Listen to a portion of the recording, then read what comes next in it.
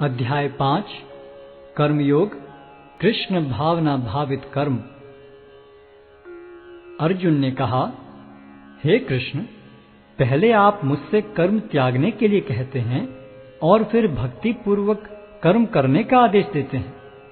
क्या आप अब कृपा करके निश्चित रूप से मुझे बताएंगे कि इन दोनों में से कौन अधिक लाभप्रद है? श्री भगवान ने उत्तर दिया, मुक्ति के लिए तो कर्म का परित्याग तथा भक्ति में कर्म दोनों ही उत्तम हैं, किंतु इन दोनों में से कर्म के परित्याग से भक्ति युक्त कर्म श्रेष्ठ है। जो पुरुष न तो कर्म फलों से घृणा करता है और न कर्म फल की इच्छा करता है, वह नित्य सन्यासी जाना जाता है। हे महाबाहु अर्जुन, ऐसा मनुष्य समस्त द्वंद्वों से रहित होकर बहुबंधन को पार कर पूर्णतया मुक्त हो जाता है। अज्ञानी ही भक्ति को भौतिक जगत के विश्लेषणात्मक अध्ययन से भिन्न कहते हैं। जो वस्तुतः ज्ञानी हैं वे कहते हैं कि जो इनमें से किसी एक मार्ग का भली भांति अनुसरण करता है वह दोनों के फल प्राप्त कर लेता है। जो यह जानता है कि विश्लेषणात्मक अध्ययन द्वारा प्राप्त स्थान भक्ति द्वारा भी प्राप्त किया जा सकता है, और इस तरह जो सांख्य योग तथा भक्ति योग को एक समान देखता है वही वस्तुओं को यथारूप में देखता है।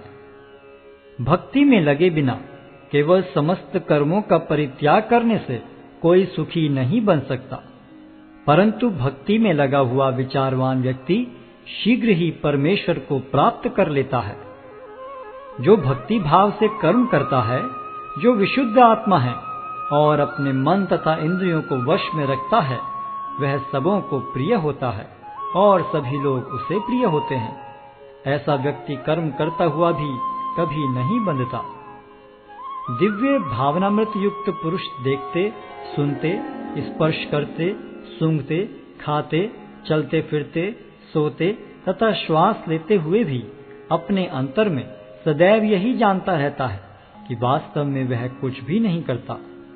बोलते, त्यागते, ग्रहण करते या आंखें खोलते बंद करते हुए भी वह यह जानता रहता है कि भौतिक इंद्रियां अपने अपने विषयों में प्रवृत्त हैं और वह इन सब से पृथक है। जो व्यक्ति कर्म फलों को परमेश्वर को समर्पित करके आसक्ति रहित होकर अपना कर्म करता है, वह पाप कर्मों से उसी प्रकार अप्रभावित रहता है जिस प्रकार कमल पत्र जल से अस्पृश रहता है। योगी जन आसक्ति रहित होकर शरीर, मन, बुद्धि तथा इंद्रियों के द्वारा भी केवल शुद्धि के लिए कर्म करते हैं। निश्चल भक्त शुद्ध शांति प्राप्त करता है, क्योंकि वह समस्त कर्मफल मुझे अर्पित कर देता है। किंतु जो व्यक्ति भगवान से युक्त नहीं है और जो अपने श्रम का फल कामी है, वह बंध जाता है। जब देहधारी जीवात्मा अपनी प्रकृति को वश में कर लेता है और मन से समस्त कर्मों का परित्याग कर देता है, तब वह 9 द्वारों वाले नगर में बिना कुछ किए कराए सुखपूर्वक रहता है। शरीर रूपी नगर का स्वामी देहधारी जीवात्मा न तो कर्म का सृजन करता है, न लोगों को कर्म करने के लिए प्रेरित करता है, न ही कर्म फल की रचना करता है। यह सब तो प्रकृति के गुणों द्वारा ही किया जाता है। परमेश्वर न तो किसी के पापों को ग्रहण करता है न पुण्यों को, किंतु सारे देहधारी जीव उस अज्ञान के कारण मोहग्रस्त रहते हैं जो उनके वास्तविक ज्ञान को आच्छादित किए रहता है।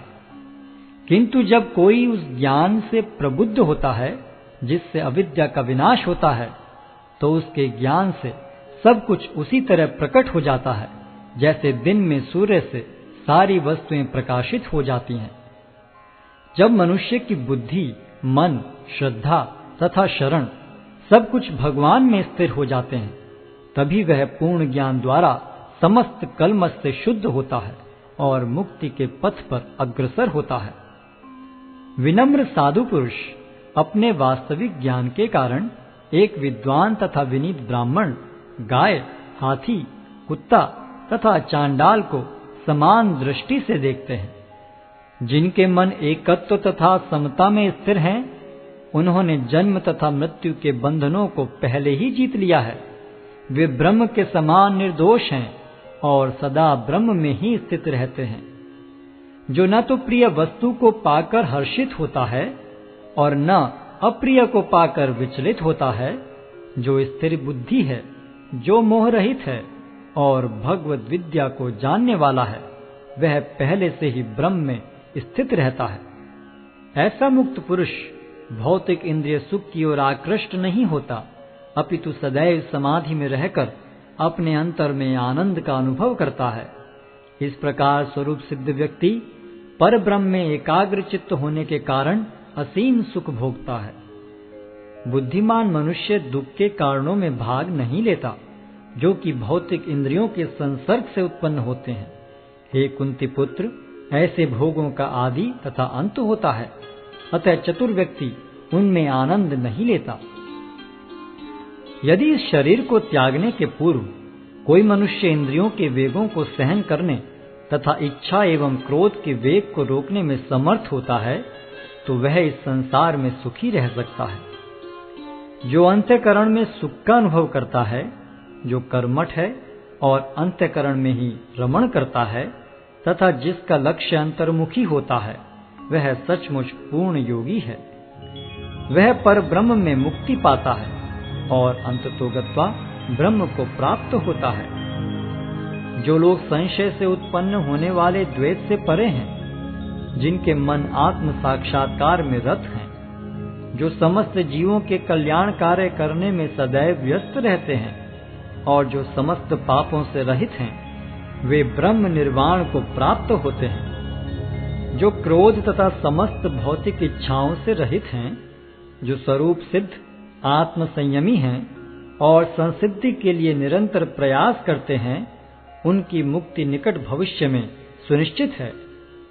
समस्त इंद्रिय विषयों को बाहर करके, दृष्टि को भौहों के मध्य में केंद्रित करके, प्राण के समस्त यज्ञों तथा तपस्याओं का परम भोक्ता, समस्त लोकों तथा देवताओं का परमेश्वर एवं समस्त जीवों का उपकारी एवं हितैषी जानकर मेरे भावनामृत से पूर्ण पुरुष भौतिक दुखों से शांति लाभ करता है।